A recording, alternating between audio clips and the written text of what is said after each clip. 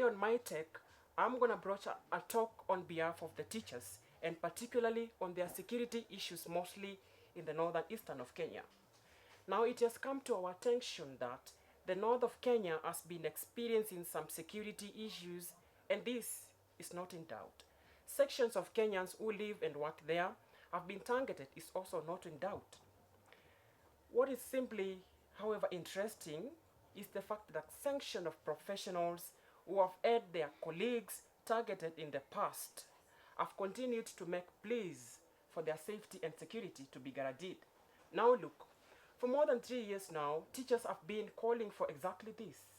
And according to the Ministry of Interior, 36 teachers were killed and another 8 injured over a decade from the case of insecurity in the arid and semi-arid regions. This figure was given by the Cabinet Secretary when he was before the Parliament a few months ago.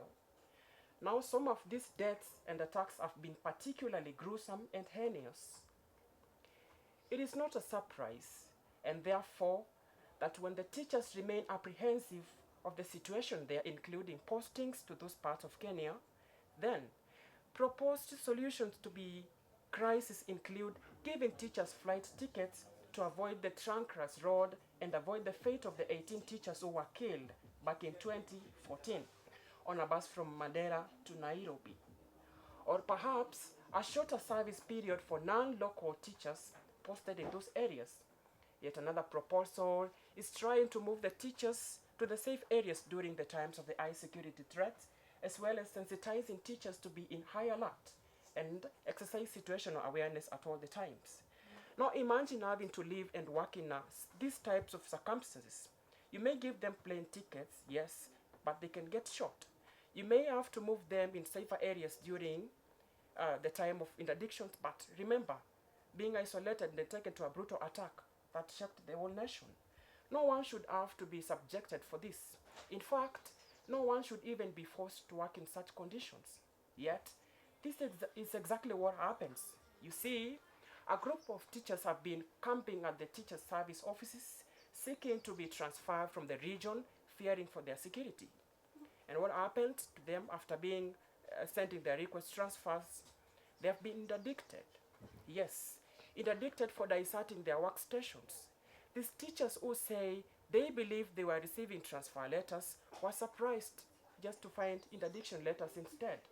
These teachers who have to pay their own security from reservoirs. These teachers who their colleagues was killed, not just at his home, but at a police station seeking for refuge. These teachers will now have to take a 7-point appeal process from the determination of appeal. All these technical processes, just for a simple reason. The teachers want to feel secure and safe, and ironically, the interdictions have been taking place just in Nairobi, far, far away from the hotspot where it all happens. Now, folks, we need to do better. Teachers have been crying for years for their security in various parts of the country. Then, we have to work in the most unsafe conditions and still do the most noble job in the world to impart the knowledge to the minds of the young ones. Yet all they get is suggestions, proposals, and now interdictions. Interdictions for asking for the government and authorities to do better in keeping them safe.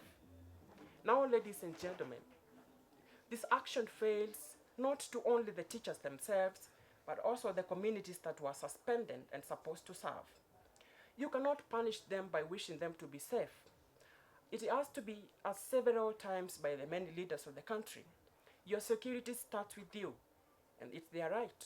Survival is indeed an individual endeavor, and it's just a shame for teachers being punished for it. My name is Dennis Mwendwa, and this is my take tonight. Thank you.